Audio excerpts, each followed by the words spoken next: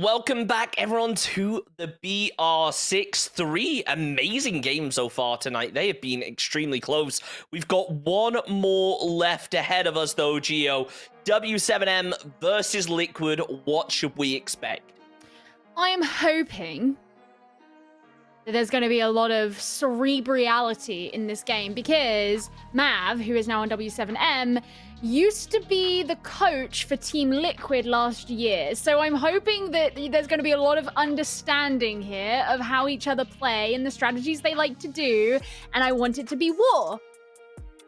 I like the fact that you broke down what cerebrality means, because I know that me and Ollie just had no clue there. It's not a real word, that's why.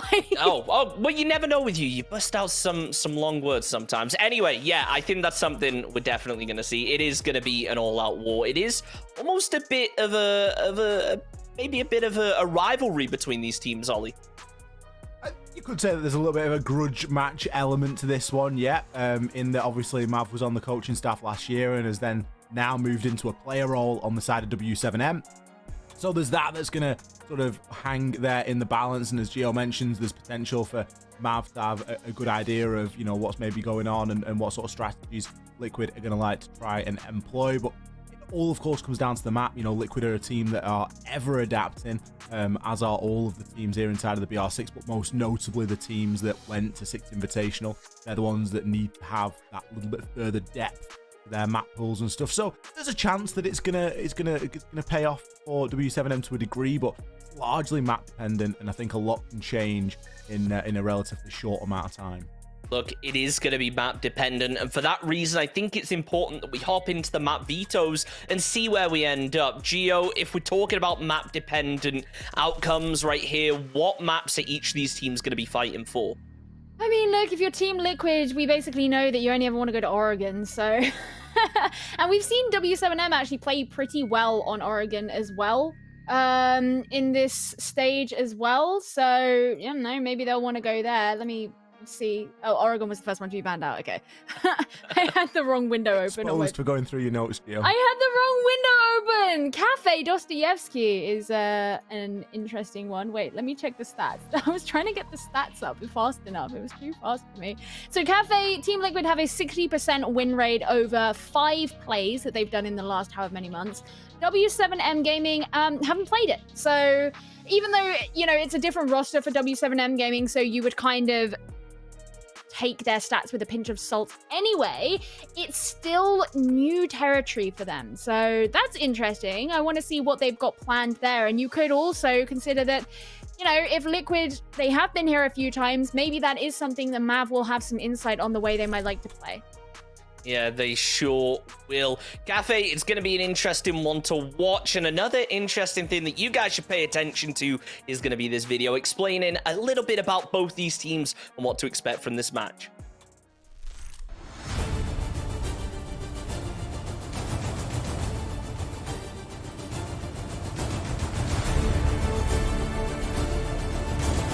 W7M started the second stage of BR6 in flames after 2 matches.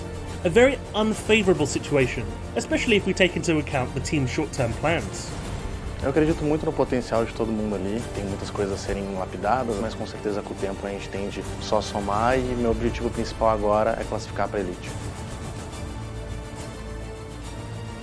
With just 10 points so far, W7M are at risk of turning this season's goal into a distant dream if they can't pull off a sequence of victories.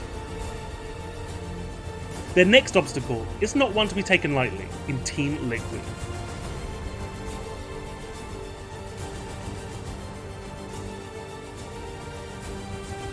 Eu mantenho amizade com todo mundo lá, converso direto com a maioria, sou amigo da staff, de todo mundo, com certeza levo eles pro coração. Unless W7M put up a fight, Team Liquid will charge forward in their race for leadership. In Stage 1, Nesk and Co flew right past us and arrived ready for today's duel. We can't forget their victory against W7M last stage with a 7-1 walkover.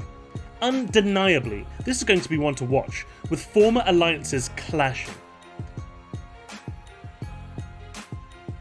Agora o W7M tem o Mav, né, que entrou recentemente, tem o GDN, que é um jogador bem experiente também no cenário. São 2 jogadores experientes que voltaram aí à Elite. Eu acho que vai ser um jogo assim bem tático, porque assim, Eles têm um Mave que é muito um maestro dentro de jogo, né? Que ele gosta de coordenar bem as plays. Tem um GDN que é um pouco mais recuado, mais defensivo ali. Então acho que vai ser um jogo bem tático, assim, bem com um jogo de xadrez. O jogo contra a Liquid sempre é difícil, né? Um time mais constante atuando no Brasil em todos os campeonatos. Então a gente sabe que não vai ser jogo fácil, mas eu sei bem como eles funcionam, já estive lá, então espero counterar eles aí e dar bala no paluzão.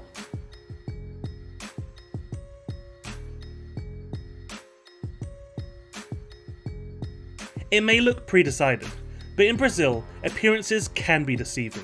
If you want to know if Mav's experience will make a difference, or if W7M will appear on Liquid's kill list, don't miss the following match.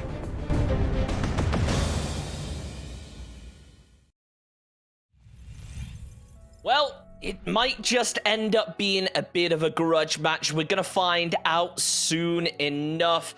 Ollie, big performances from both teams so far. We've seen W7M showing some serious signs of life, considering they're a lot lower on the leaderboard than Liquid are right now. I think this might be a match to watch because W7M, they have that advantage of having a player who has been with Liquid that knows some of the strats. Do you think that's going to work into their advantage here? I think they've got that insider knowledge, haven't they? Which is something that we know to be quite crucial inside a Siege. My biggest sort of question mark comes about the map, because while it's a map that, yeah, we've seen Liquid play, it's a map they've banned 17 times. It's not a map that they tend to go to very often. Now, obviously, a lot of that statistic is coming from most recently inside of the 6 Invitational, so it's not all inside of the BR6 and the Copa Elite 6 that we're looking at these statistics, looking a little bit broader. But for me, it isn't a map that I think Team Liquid will be worried that Mav knows too much about. And let's be honest, it's not a map that we really expected to go to. What are W7M really able to do? They're not going to be able to prepare against every single possible map. And I think that Liquid maybe gave us the biggest surprise by banning out Oregon, because that would be a map that we would just not even blink at if Liquid decided that that's where they wanted to go tonight for this one. So whilst W7M have got that insider knowledge, they did have a good result last week against MIBR, but we know the problems that they're going through. I'm still going in with a fairly sort of level mindset here, and not really giving them too much of an advantage. But what I will say is I've been wrong a lot tonight so far. So you can take all that with a pinch of salt, because I don't really know. Yeah, I like your honesty there. It kind of covers you for any answer. You can give any answer and just say, well, I've been wrong enough tonight, you know, just a little bit of disclaimer. Look, Gio, the map choice, I think we should touch on it a little bit more, because it is a map that we haven't seen Liquid play too much, and what I found interesting is seeing Oregon banned right off the bat. Do you think this is a bit of 4D chess almost from Liquid, thinking, well, he knows so much about how we play on other maps, let's try and catch him off guard with something that we don't play too often? To be honest with you, I think we've seen from a couple of teams in this stage so far the decision to go to maps that they wouldn't usually go to. And to me, that suggests that a lot of these teams are trying to build on their map pool, widen their strats, bring something new that they didn't give away during SI. You know, you have to remember, of course, SI being the biggest tournament of the year, that is the tournament for which everybody saves strats. So once you've gotten through SI, you've probably given away a lot of how you like to play. With a new season coming in, we have a new operator in play. You want to be developing new strategies, new ideas, keeping things fresh so that you stay on top. And I think that seeing teams go to maps that they would not usually pick in recent history kind of corroborates with that idea. So, you know, I hope that it's going to be a 4D chess idea from the perspective that these teams are going to be bringing strategies that they haven't shown yet. And I hope that that's what it is, rather than just, you know, some random Hail Mary. But given that this is the livelihood of these players and they want to be the best in the world, I don't suspect that it is so much a Hail Mary and a random pick as it is a well thought out one based on what they've been working on lately. Yeah, we'll see how well these guys have been working, though, and when they'll be able to surprise us, because Liquid are a strong squad to come up against. Game number 4 of the evening, our final match of the day, is underway now. Thank you very much, Chunks. Get stuck into this last game of the day. Liquid versus W7M. What is going to be Kafe Not a map that we get to see too much here, but a welcome map nonetheless. Thatcher going to be the first ban, Hibana the second. I need to get that as a voice clip, and then I can just press a button. Gio, what do you reckon? What, Thatcher ban first, Hibana ban second? Yeah. I think Thatcher ban first could definitely make a solid voice clip. But I think Hibana, she gets her time to shine sometimes. Wamai Wamai's been banned a lot today. Yeah, again, like these bans aren't really world sort of changing on this map, are they? Like, this is very expected.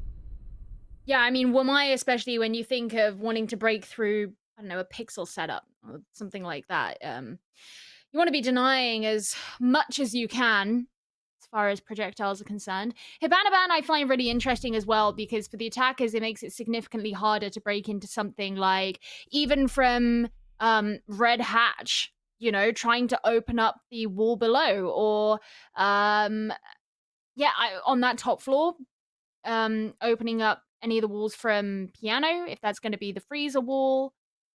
If you want to maybe send a pellet over to where the Maestro spot is in Cocktail, some people like to do that.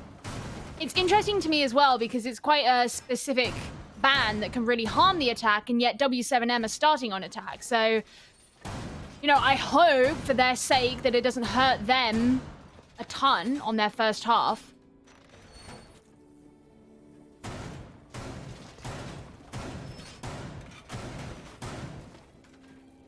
Yeah, that's always the danger, isn't it? That you can sort of fall into that situation where you end up hurting yourself a little bit more than you maybe ought to with the way that the bans pan out. But we'll see. Liquid obviously having the advantage here. Kafe can be a very difficult map to attack onto. Certainly one that we've criticised, particularly a couple of the teams that have played here previously. I think back to sort of Santos and Black Dragons and Team 1, all the teams that we saw play on Kafe in sort of Playday 1 and 2 and 3 and 4 that were very sort of hesitant and slow to work together. And you think about a team's ability to work in coordination with one another, and you don't usually think much further than Team Liquid, because that's something that they really have in one of their capabilities. And W7M sometimes are that side that do get caught out in terms of, you know, struggling for that sort of cohesiveness on the attack. And Kafe is a map that really commands a lot of that. It's actually interesting, I want to point out as well, we mentioned how the Wamai ban can be really pivotal on something like a pixel setup. Having Flores available sort of acts beyond that, right? Because you can send in drones to delete utility. There's the first kill from Nesk onto Guy. The Sexy Cake is still very strongly standing here in Piano, looking out into Cigar. The shield that was on the pixel spot has been removed too. So that makes it more precarious for those players behind him to hold on to that spot. Nesk has actually got his attentions paid over towards the white window. The corridor window.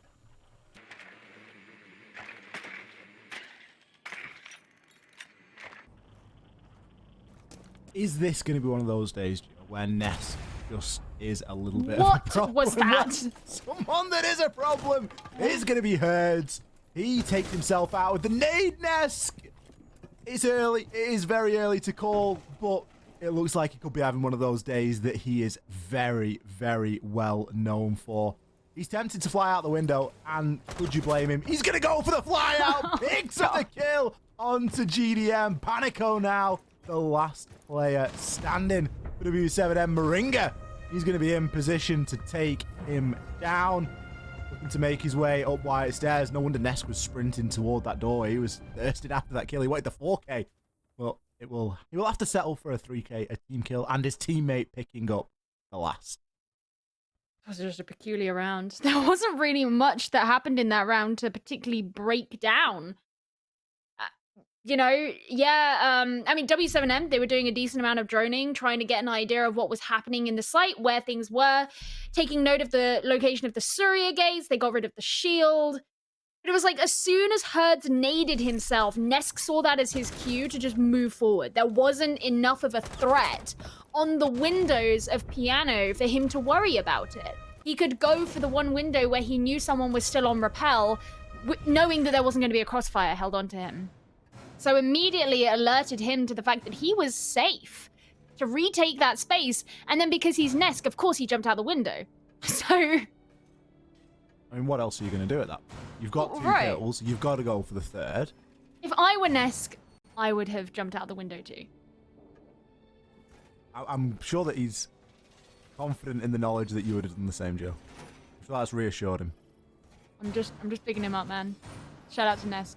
The thing is, we see this from Nesk very occasionally. Not very occasionally. We see it from him quite regularly, where he will just have one of those days where he pops off. And maybe this could be the day. It was, of course, the kill leader inside of 6 Invitational. He broke that. He broke the record. He definitely broke the record for 100 kills. And I'm Yeah, not there sure if he were broke the there were a record few for players 200. who did. I'm No, gonna I have to- don't. Did anyone reach 200? Nesk, honestly, Nesk wasn't far away. I think if the finals had have gone Liquid's way, there was a chance he would have got it. But he was well up there.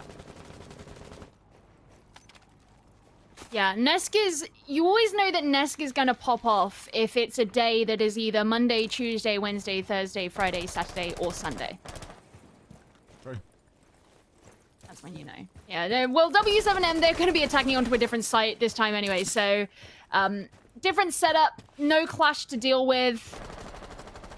They are bringing the Flores once again. They're actually going to be bringing a Nook as well. I always find Nook interesting, especially when you're attacking onto this site, because I want to see if Nook's going to be used upstairs, if they're doing some kind of roam clear, or if they're going to send the Nook in sort of from behind and give a lot of attention over to the front of the building. But saying that, Nesk is ready over in Garage, so I don't think anybody's going to be sent in from behind.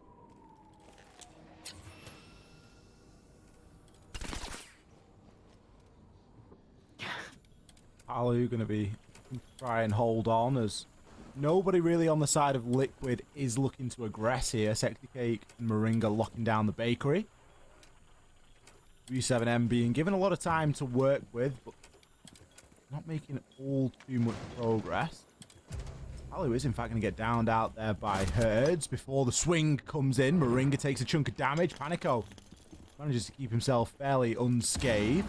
That's a couple of nades fly, but Moringa has repositioned himself onto the shield.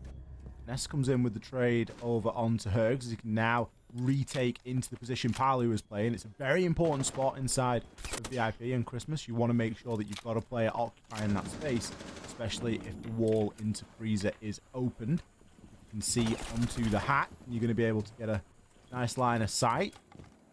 Not all too much vertical pressure coming in, which is assisting Liquid at the moment, because it means that they can actually still make these rotations and these movements for free. The question is for how long. The push has to come through at some point here from W7M. And so far, time really is running out. Still a yokai drone. It's going to get repositioned now to give Moringa the confidence to just worry about this bakery double door. Panico hasn't got much of an option to push on through. Drop down into freezer incoming. Nesk should really be watching that as GDN's allowed to push all the way on in. Panico and Mav find a frag each. All of a sudden it puts Sexy Cake and Nesk in a bit of a tough situation. Near an air jab get deployed as well, which is going to make a retake even more tricky.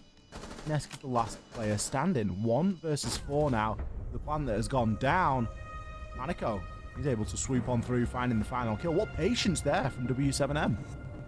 Well, I mean, it's sort of the idea that I speculated about at the start. Are they going to send Panico in through... My suspicion was they would send Panico in through Garage/Freezer and then have the rest of everybody looking to come in through Bakery. But it was the other way around to that. So Panico was outside of Bakery taking a lot of the attention, and they ended up sending everybody else in through the freezer hatch. And I do wonder if part of the reason they didn't go for really strong vertical play is because they didn't want to alert Liquid to the fact that they were doing that.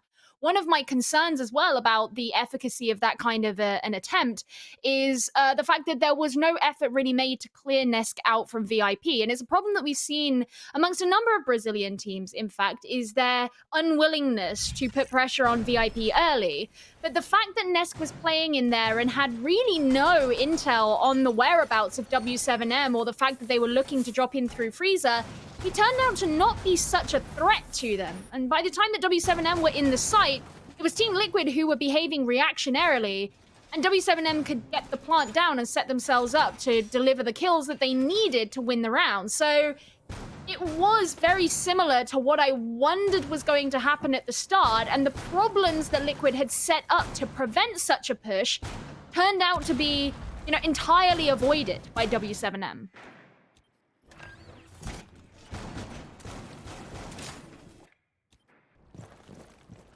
Well, one round apiece. Team Liquid can move on and give basically a little bit of break instead. I'm going to go upstairs, reading and dining. W7M make their way all the way up onto the roof. There are some players on the side of Liquid that maybe look to want to try and challenge this. Cheeky C4 is always an option. Both Nesk and Moringa are going to go for it. Neither player being successful. And with that being your only two C4s, you kind of wonder if a cheap kill like that is worth the risk or not, but it does free them up. They can now just play the round however they like, and they don't have to necessarily play for that C4. But again, with those sites as well, there isn't a lot of potential. Taking the top floor was quite difficult for W7M on the first round, so now as they look to attack onto the reading site, they are once again going to have a lot of attention paid up to the top floor. However, Team Liquid aren't really playing any kind of operator composition that's reminiscent of what they did up there. No clash, not actually as much presence, if any at all, over towards Piano. Now, Guy, I assume that's Nesk down there. So they're very aware that the risk of run out is quite high, and they are preparing themselves for it. Need to go in to remove the denial, presumably a mute jammer that was on the other side of the wall, and that means that the Selmas can start to open up the wall into Piano. Still a big top floor hold to try and clear out here. Nesk is going to be upstairs now on Pixel. He's got a lot to work with him as well. A couple of ADSs, a deployable shield, probably some Mozzie pests, but not ahead.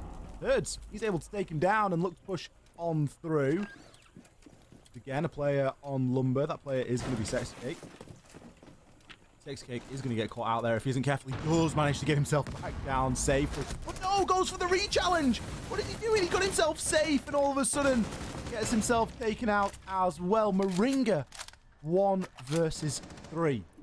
Another situation where we see a player on the side of Team Liquid in a bit of a man disadvantage. Not a lot of time remaining here. Very doable for Moringa. He's just got to find himself a couple of kills, keep himself alive, stop the plant from going down. He looks for a bit of a retreat. He really is going to put the pressure on. Panico from inside of the laundry. He's going to be able to find the final frag. A very close round coming down to the wire on time, but again, a mancar advantage that heavily favored W7M. It's not even horrendous, I don't think, that Sexy Cake tried to go in for the re-challenge. It's the fact that he came running back up the white stairs with really no regard for what was at the top of it.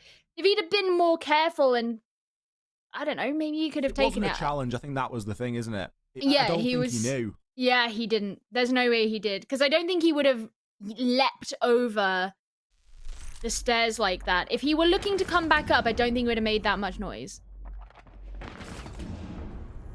So, good one for W7M, and I think the fact that they could get into the top floor as easily as they did certainly worked in their favor. You know, it didn't take them long to take control of Cigar, of Piano. There wasn't much resistance there from Team Liquid. They had presence over in Cocktail and Lumber, as you saw where Sexy Cake was.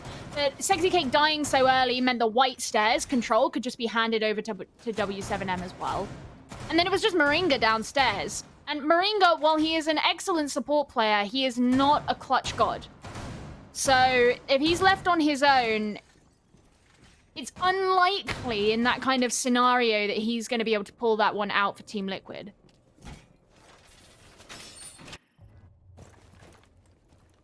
Let's see if Liquid are able to get a couple of rounds under their belt here. There's a couple of players that are really struggling for a kill, and aside from big round 1 from Nesk, nobody really setting the world alight. Certainly not a lot of engagements really going in their favor. They haven't able to go back upstairs though. It's a site they were successful in previously. Good old bar and cocktail site. Now, this did rely on Nesk getting a 3k. Herd's grenading himself. So it wasn't as clear-cut as you may think. And ball line at the moment does favour W7M. If they could get another round here, it really would put the pressure on. Liquid are going to have to start playing a little bit more carefully. Are going to be underneath, prepping himself for a potential C4. He has the assistance now to hit with the shotgun to make that happen. Neski's invested. 3 ADSs this time, still a shield. ADSs now have been burnt. The shield can come on, sorry, the nade can come on through and remove the shield. Now really isn't the time to... It's just 1 pixel. I'm actually a big fan of the way that Team Liquid have set up their defense here. It's very reminiscent of what we would see in EU in early 2020 quite a lot, because they've got the Goyo shield present in Freezer and opened up the wall in there too. So it basically makes it very hard for attackers to take any control in Piano.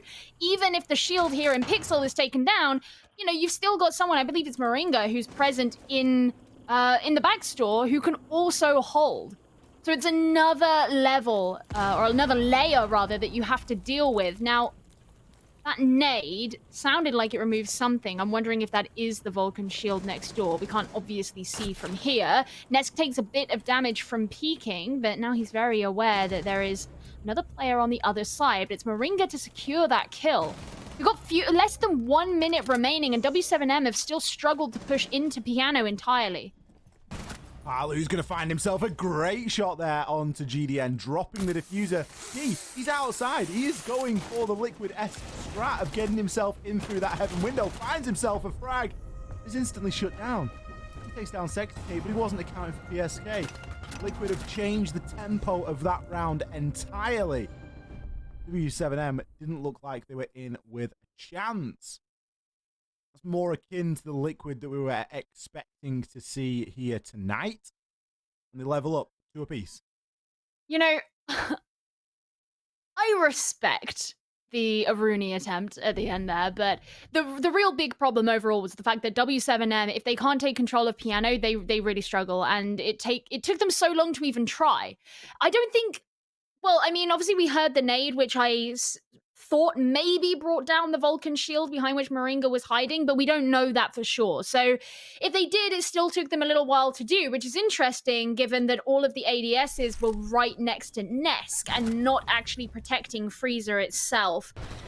I don't know, it's a nice setup. It's one that I remember Rogue doing a lot in early EUL last year, because it would always be Kajeka who was playing behind in the backstore. And I wouldn't be able to tell you what team it was that first popularized it, but I do specifically remember it being a strategy that they really liked, and Team Liquid proving that even here in the middle of 2021, it can still be very effective in holding back the attackers. Well, now they've moved downstairs back into reading, so not going to be going to kitchen for their second one like they did in the first cycle.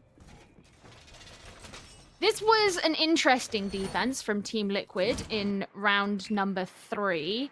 I don't think their presence upstairs was strong enough. They didn't have much resistance against the attack that was coming in. They gave up space quite easily, and by the time that W7M could move downstairs, there wasn't much of a defense left. You can already see the way that they've set themselves up. I mean, Palu, over on this side of the map, alongside Nesk, looking like they are wanting to battle back any of the attackers who should come a-knocking at this side of the map. I can't believe that they're going to go for these C4s again. Yeah, why not? Because it didn't work the first time. It's not going to work the second time. He's not going to do it. did see Paolo and Nesk keep hold of those C4s. I don't think that it's necessarily forced W7M into the Cali pick to get those hatches open. But you do wonder if it has had a little bit of an influence to how they wanted to approach. At least taking them a lot longer to get themselves into it. Kafe is trying to get his yokai drone rested up there on the top of the reinforcement. What a nice little angle. But in doing so, he got distracted, and a Flores drone has sneaked through. Now, typically you would see a Maestro camera played on that reinforced wall or somewhere inside of the main bar area, but instead, a nice little yokai drone will do the job. First kill goes toward W7M. Herds takes down Nesk. So the C4 that did survive the early part of the round won't even be used. Yeah, the yokai drone just above Sexy Cake, but he's going to move it into a different position. Actually going to be going downstairs. Setting it up for later, most likely, or perhaps seeing if any of the attackers are going to be coming into Fireplace. Of course, that would require a push in through mining, and given that Liquid are providing more resistance upstairs, it's a perfectly viable concern for Team Liquid that W7M may be looking to go that way. So far, Sexy Cake hasn't seen proof of that. He's going to be sticking with the yokai drones just to see. There is someone down in mining. We see a lot of that presence, in fact, downstairs from the attackers. Oh, was a nice kill. Yeah, really well read there from Sexy Cake. I'm not sure if he had like an inkling from his drone or he got a sound call or one of his teammates gave him the heads up there, but maybe saw the drone being thrown out. Either way, a great kill over onto Matt Palu. He's going to be able to take down Herds. If Liquid are going to be successful here tonight, he needs to get himself in and amongst the action as he is doing now. Panico, GDN, the last two standing, but PSK, he's going to make his way up Brown Stairs, an area that was being watched for a long, long period of time by W7M. He barely has to move his crosshairs to find the last two. Liquid, again, taking all of the pace out of the round and really setting it themselves, setting that tempo and forcing W7M to move very slowly. I mean, Liquid really influenced the way the W7M were coming in because they had a much stronger presence upstairs, which was the exact opposite of what they were last time, defending that site and thus giving W7M a lot of space.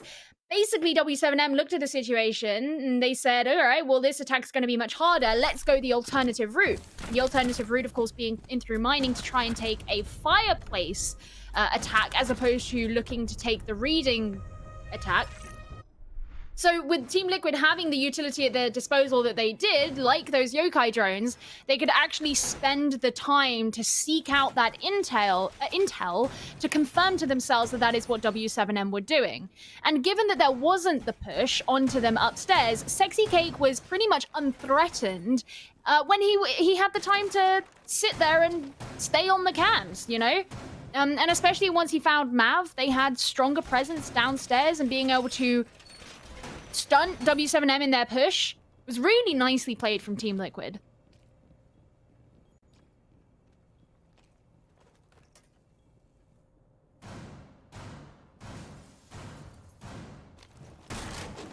The last round here for Liquid on the defense. This is going to dictate how the half ends. They're going to finish at an advantage, or we're going to see W7M level things up. If the last two rounds are anything to go by, I would suggest that we see a bit of an advantage here for Liquid. But previously when attacking onto this site, W7M were the patient ones. They were the team that waited until they had all the ducks in a row before pushing on in. Think of Panico and the Nook that he played on that bakery door. Now, he isn't playing the Nook this time. He's going to be on the Twitch instead. So plenty of smokes being brought from W7M. Couple of nades as well. Maybe going to look for that same freezer hatch drop.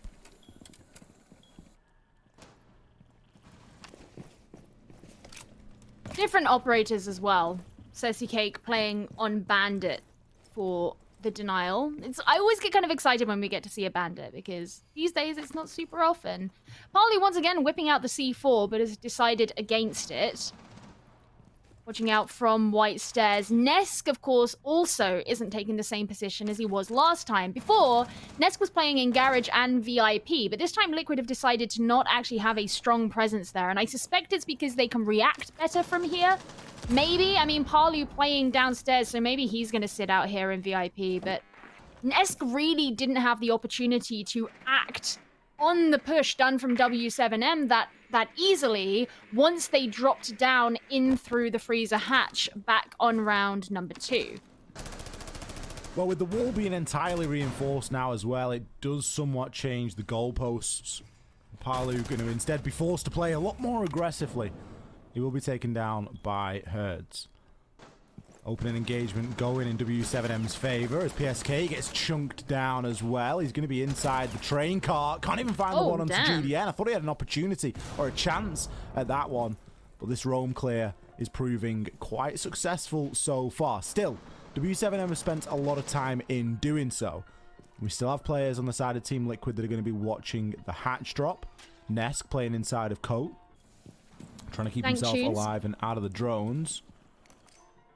Sexy Kate going to be inside of the site.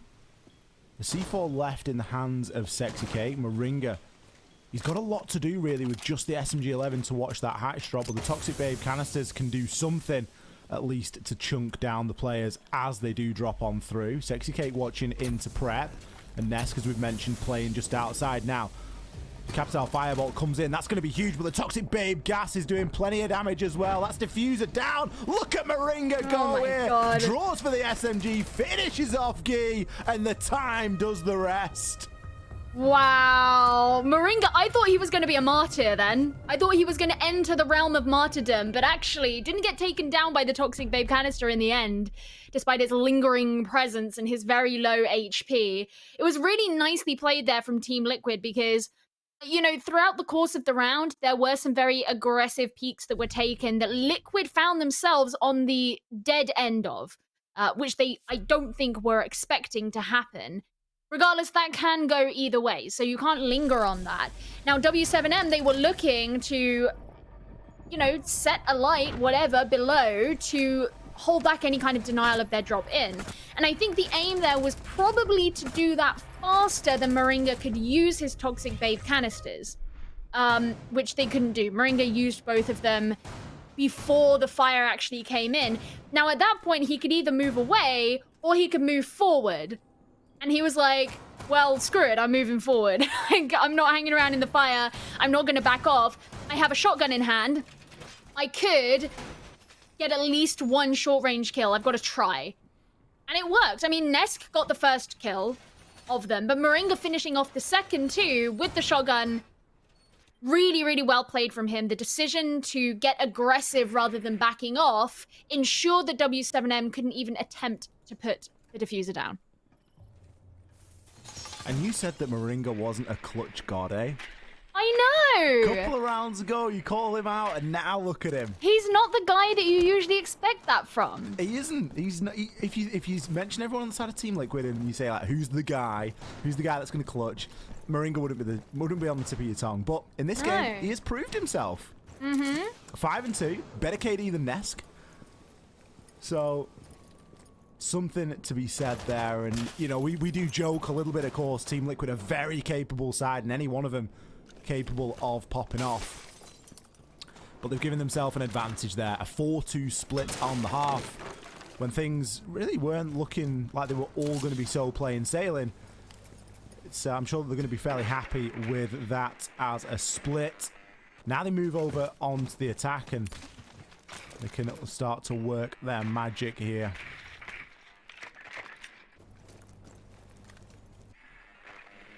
Yeah, Team Liquid on the attack. And they're quite a methodical attacking team in general. They take their time.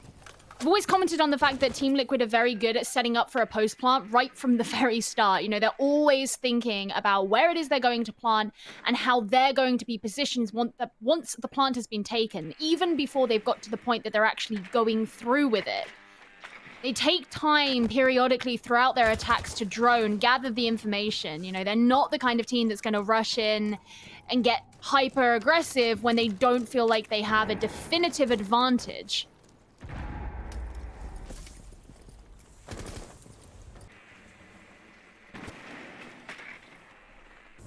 A lot of drone work going out there inside of Piano, as that's going to be top of Team Liquid's position and list to take. PSK kind of gets away with it there, as the player was just challenging Pixel, but can now look to try and air jab that off. Moringa going to be covering from the skylight. We could be about to see a quote-unquote fairly standard attack ensue here, but Guy has found the first blood. He's taken down Palu, and that's going to have slowed things down for a time being. Now, Moringa is going to be playing on the skylight. He is on the capital. So we will have 2 fire arrows and 2 smokes to be working with. He's going to be able to cut off at least line of sight. That is now going to go through and cut off the freezer. Toxic Babe canister comes through, but Sexy Cake is safe. He can confirm that plant, and he can stick W7M into a retake. Now, GDN is going to accidentally take down Mav, as the Toxic Babe gas was just a little bit too much. The kills start to fly, and GDN is left as the last player standing. Now, don't forget, Moringa is still going to be on the skylight, as we do see Sexy Cake looking to pressure and just let him know that he's there on those white stairs. PSK inside of bar as well. He's on a live ping, so he's the most vulnerable at the moment, but the crossfire was already there, already generated. Still a player on the roof. Liquid doing what they do best, sneaking a plant down and taking a round. Yeah, not really surprised. That was quite a quintessential Liquid attack. Coming in the way that they did, as you say, sneaking the plant down, really well set up for after that. Sexy Cake had to jump downstairs because of the way that the Toxic Babe canisters were dissipating around him, and he was kind of stuck between them. It was his only way out, but because there weren't really enough members of W7M still alive, he couldn't really be stopped from pushing back up the white stairs. And in the end, even though it was PSK to get the final kill, GDN was being pressured from different angles. So I guess they're going back there, because looking at I can't read the Portuguese, but there is, oh no, of course, because this is floor 2. I was thinking second floor in the British way. Wow. I was like, what are those words? I don't recognize those. It's because they're going to the site that people don't typically go to. The site, Gio. Well, it's because I saw it said, usually I judge it by what floor it says it's on. And I was like, second floor, there's only one site upstairs. Not today. But that's the 3rd floor. That's the 3rd floor. In American, or I suppose this is Portuguese, so in Portuguese, I guess it's the 3rd floor. Anyway, so down on the 2nd floor, they're going to be going to mining and dining. Which, yeah, we don't get to see a ton of. Arguably, because it's easier to attack. Although this is one of those sites that has always been very different between ranked and pro play. If you're in ranked, you would rather defend this site than you would reading. In pro play, ooh, hello. Well, goodbye. Also that. Hurts gets himself taken out. Like, it's a bold move at the end of the day to be looking to try and get a cheeky advantage against Liquid. And Herd's, you know, a player that W7M really rely on for kills.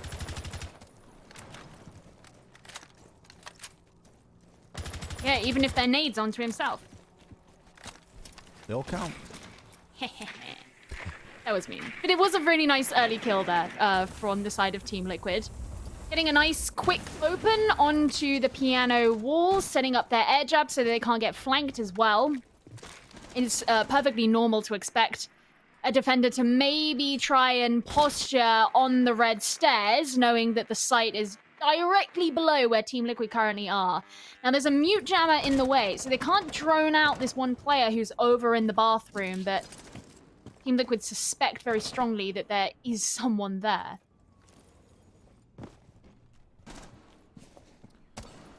Moringa going to be looking to make an entry through now as well. The diffuser has been left on the roof for the time being, but with players still on the repeller, it's not going to be the end of the world to try and recover that, as it arguably isn't required just yet. Gee! Playing a bit of a blinder. Everyone would expect him to be out on that mirror window, but instead, inside of the corner. Eventually taken down by Nest, so it's only going to be enough to find him a cheeky 1 kill. That's all it really ever was going to be. Sexy Cake is going to recover that diffuser now as well, as a lot of the work in terms of maintaining and gaining this top floor control has been done, and with the air jabs out, you can bring the diffuser down with a little bit more surety that everything is going to be okay. Now, there's a lot of pressure inside of Piano, as the floor is going to get opened quite heavily there. The site, of course, being below that. Banshee dealt with by Palu, as he can look to push on a bit more. I'm not sure if he knows Panico is going to be underneath there. Mav also playing at the bottom of these white stairs, has a chance at impacting onto these players. 1C4, but a shotgun each for these defenders to try and work with. The C4 comes out from Panico. Oh no, GDN, he steals the kill. He takes Sexy Cake down instead. It's still going to give a line of sight to Panico and an idea of where that diffuser is going to be. Panico's going to use that to take down PSK. Palu picks the diffuser up. Desperate times, desperate measures. No point getting it down. He is about to get swung from many a different angle. W7M, they make the off-site work.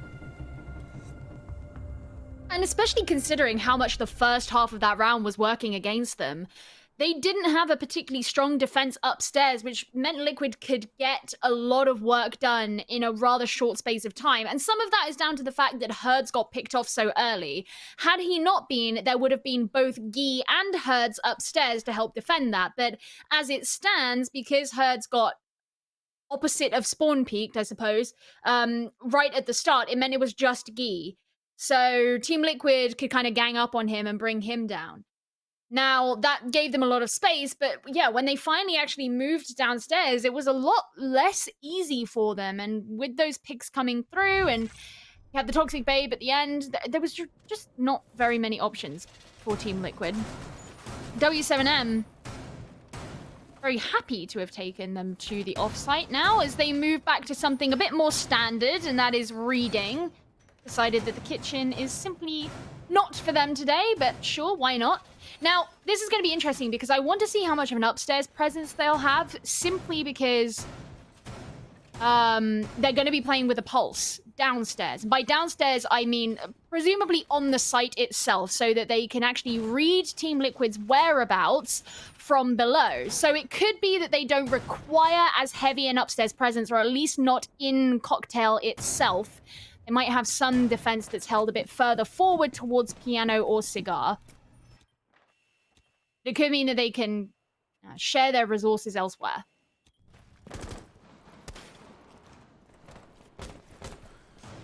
No spawn peaks this time. This Team Liquid are going to be given free and easy access on in. Looking to probably repeat similar to the previous round, and obviously this time with attacking onto reading, there's, I guess, a little bit easier to attack onto. I always feel like the vertical play that you can get inside of mining and dining is a lot more superior to the vertical play available, especially in reading. Reading's a pretty safe haven. You're more looking toward the above for reading than the below. And that's going to suit Team Liquid a bit more because they have to take the top floor control in the first place. That's really the mainstay and the starting point of any attack here on Kafe. And that's what they're going to be trying to achieve now.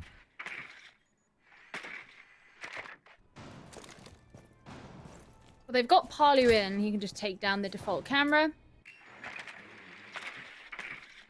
Where are these defenders for W7M? Oh, Nesk is already downstairs. They don't know about this? They're all down here. W7M just don't know. Where is this cardiac sensor being shone? I mean, now they'll have an idea. They can use the nade to get rid of the mute jammer so the Selmas can be open, but how have they allowed Team Liquid to move in so easily? Liquid have managed to sneak their way on in, and while the heartbeat scanner is going to be able to ping out a lot of useful information here, Panico on his own only has one C4. He's likely going to make this one land, as he does take down Sexy Cake. You can never pick who you get, but you may as well get Sexy Cake because he's likely got the diffuser in hand. And now Panico is going to be able to watch the very same as he did previously. Nesk responds with a nade. The site being very open here for Liquid to try and take advantage of. A vertical presence that Nesk is aware of. Herds entirely unaware. What was he watching up there? He's going to get taken on out. Another kill comes in as Moringa joins the party. Palu, he's able to take down Panico as he's finally dealt with that pesky pulse from below. Able to ping out and provide so much intel. It's now all down to Gee. He's going to pick himself up one, but the plant is going to be going down here. Palu comes off briefly for a second. Somebody hit your shots! Nesk, what happened? He's got taken on out there. Gee thought he was a goner, but he played to the whistle, and he finally finished him off. Now, he is in a 1 versus 2. The plant has this time gone down, and Palu, he isn't taking any chances. Goes for a bit of a swing, finds the shots, and lands. Bit of a messy round there from Liquid, but it is an important one indeed. Put them on match point. It is shocking that Team Liquid were able to just walk in that easily. And I think because W7M were leaning into that off-site play. So, you know, with the pulse, they had two options, really. You either play in reading and you try and get a read as to what's going on above, or you play downstairs in this case, kitchen, and try and get a read on what's happening on the middle floor, the actual floor that the site is on. So as it so happens, the pulse was downstairs, which is almost even more questionable because you would hope that he would have been able to point out what was going on a bit earlier than he actually did. Team Liquid being able to flood into that middle floor as quickly as they did was just very questionable for me. Regardless, W7M can head back on upstairs. This is a site as well that they lost against Team Liquid. Sexy Kate getting the plant in the default spot very soon and not falling to the pernicious gases of the Toxic Babe canisters that were sent out. And then, in the end, he could jump downstairs, come back up the white stairs, land or help with setting up a pinch onto GDN, who is the last remaining defender for W7M over in Cocktail. Liquid had ultimate control pretty much throughout the entire round of round number 7. Now they're back in the stomping grounds that they did that. Let's see what it is that W7M have got different to prevent.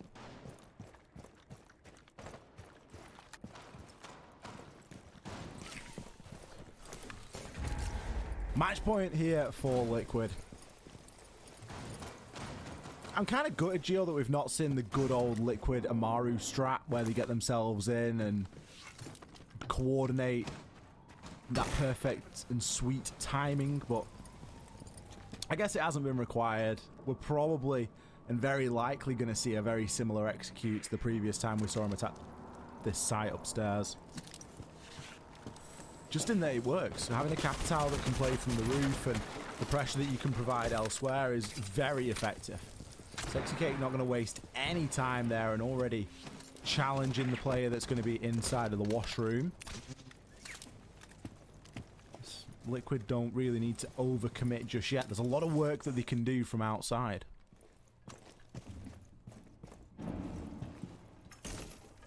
Now playing below, probably preparing for some kind of C4 that he could potentially use. Herds, oh no. I think Herds messed up his arc that he was going for out of the window and then ran straight back into a nade. That is not... He's not been lucky against nades today, unfortunately. Now, I mean, Team Liquid, you just have so much more space that you can walk in on. Yeah, Mav might be able to get his C4, and it'd be great if he does, W7M, but he had support from Herds before, and now he's on his own. And with Palu looking down the red stairs, he might be able to catch out this player who's downstairs. Ness going to hop himself on into washroom for the time being. Palu can choose to just hold here onto red stairs. Of course, there is going to be an air jab on there as well. Sexy Cake, unfortunately, can't get into his drone from there, as there will be a mute jammer, but It was all timed and all purposeful. Nesk was able to get rid of the mute jammer. PSK takes down GDN. This could be it for Liquid. Look at that shoulder cover there from Sexy Cake. Instantly trading out there onto Nesk. They've got the heads up as to where Gi is, sorry. As they're going to start to pre-fire on through. Palu to be the one to find that kill. Marv, the last player standing. The old analyst here for Liquid. And he's going to get taken care of by Moringa as he approaches up these white stairs. Sexy Gate was getting the plant down. A great display from Liquid. That is enough for them to take this match against Black Dragons as they win Kafe.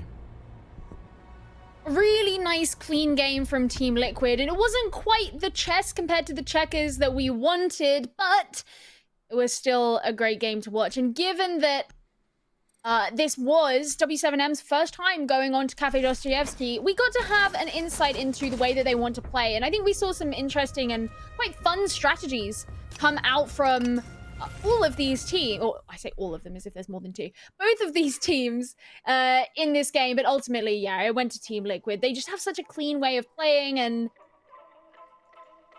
yeah, it looked dominant for a lot of that game.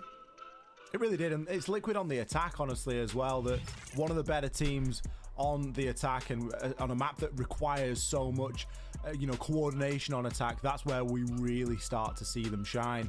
Some of the defense rounds they weren't wobbly, but they were a little bit, either way. And Black Dragons certainly weren't. W7M weren't, not in with a chance there at all. But it is what it is. Liquid came out and they were the better side on the day. We're gonna get Chunks back in here, and we are gonna discuss this one as a trio. Before I imagine we'll have an interview for this one as well.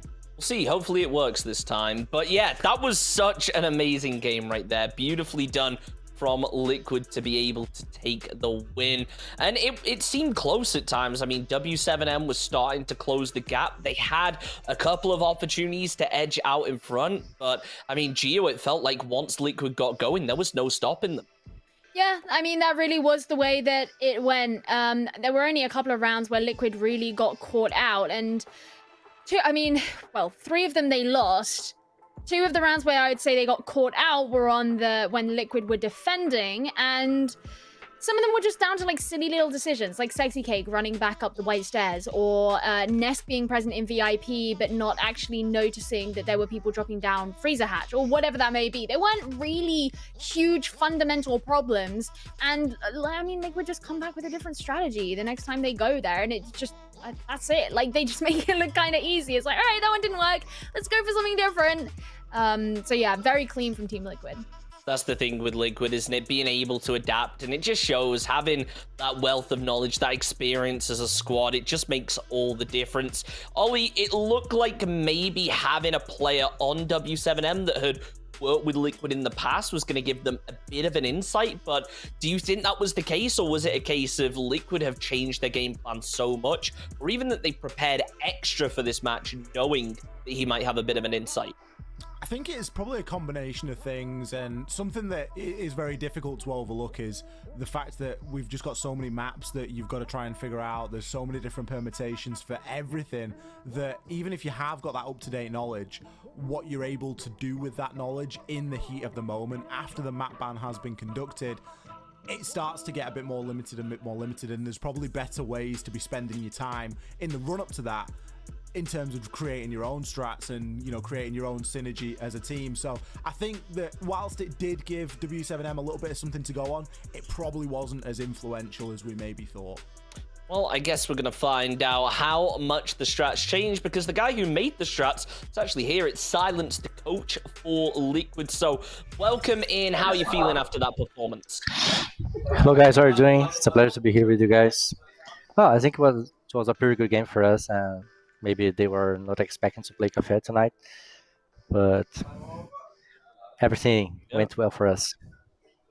Absolutely, it did. And I gotta say, you guys did really well. We touched a little bit just before you joined about how, a former, I believe he was a coach on Liquid, is now playing for W7M.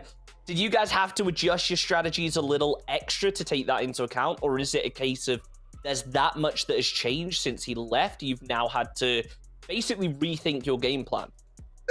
I don't think so, Chunks. I think the team is very confident right now because we played an invitational in the past tournament, so we got the second place over there.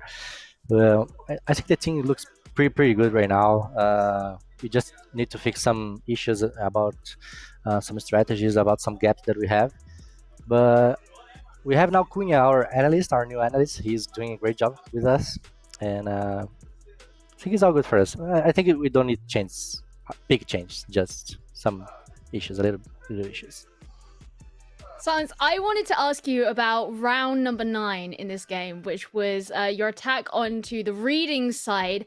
How the hell did Team Liquid get away with just walking into the middle floor where typically you would look for an attack on the top floor, especially when you consider the fact that W7M had a pulse, they had a cardiac sensor, and you guys just walked in? Actually, we didn't know that they have a pulse. We just knew that after Sex Cake died, I think. But I think Moringa did a good job on the door, the bombs door, and the team had a good reading because Sex Cake he's a master in readings. So there's no mystery, just doing our jobs. We love to attack remaining like 10 seconds of the round, and you are specialist with that in that, sir. Silent, something I wanted to ask you was about the map, and it's something you briefly touched on at the start there. We certainly weren't expecting Kafe today. We were quite surprised at your Oregon ban. Now, were you trying to get a more unusual map today? Is that your strategy? They are pretty confident playing Oregon, playing Clubhouse. So we are removing their confidence first of all. So after we did that, we thought we can play Chalet or maybe Cafe against them, and going to be a map they're not going to expect. So after all, they wanted to play Chalet, but we changed our bans in the last time on the last minutes, and I think it worked out. I mean, clearly it did. You did extremely well that game. You touched a little bit on the confidence factor, and this is one thing I love when I get to speak to coaches. It's how do you keep your team focused but confident when you start tearing away? Because you started getting round after round, and that's where a lot of teams start to trip up. How do you keep your team focused on the game, focused on just take it round by round? I think the confidence is about. Well, Claudio, come on here, come on. It's about his job. Where's Claudio? Come on. He's the guy. He's the responsible for the long time job of confidence of the team. So he's the key from that. So he's the guy. That's why the teams all the rounds are cheering. It's a very important thing for us. So he's the guy from the secret. He's the secret. I mean, you know what? Go ahead, Gio. Go ahead. Oh, no, I was just going to say, yeah, you guys obviously played really well. And when you look back to the start of the stage, you had a bit of a slip up on your first game, which I know Sexy Cake put it, we were not hyped up for that game. Do you think this has kind of set you going for the rest of the stage? You don't see any issues arising? That's a tough question. I don't think so. I don't know how to answer properly this question, but I think we need to think game by game. All the games are important to play, giving our best always as possible because we're not playing just by ourselves. We're playing for the fans, for the crowd that are watching us right now. So I think that's the point here. Yeah, it's about taking it step by step, round by round, game by game, playing it for the long term. Silence, thank you so much for joining us, man, and congratulations on the win. Words for yes? Can I? Yep. Sure. What was that? Sorry. Thank you. No, can I talk about? Oh yeah, go for it. Yeah, Go give for it. shoutouts. Thanks Yes, for we'll buy the okay. ace. Oh sure. Oh, thank you, Gio. Thank you for remembering. So guys, as Gio said before, buy the ace is very important to us. Thank you for the cheer, for the support that you guys give to us all the time since the beginning, and I think that's it. Thank you. Love you all. See you next game. See you next match.